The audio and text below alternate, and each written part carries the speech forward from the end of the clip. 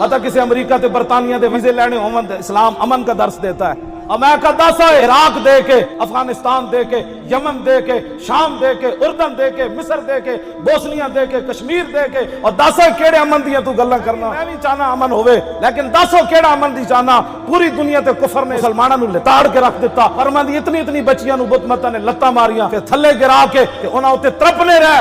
दसो बच्चियां की कहंदियां होणियां, मुहम्मद बिन कासिम दोबारा नहीं आना। शाम दियां बच्चियां दीवारां ते लिख दिता, दोबारा उमर नहीं आना। कौन से अमन की बात तू करता है?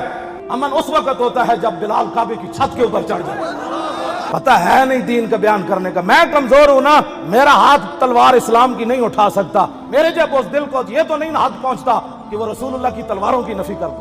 वो दिल बंदे का काम ही नहीं है दीन की तर्जुमानी करना। दीन की तर्जुमानी करे सिद्दीक अकबर करे, फारूक आजम करे, उस्मान गनी करे, हैदर कर्रार करे, साद इब्न अबी वक्कास करे।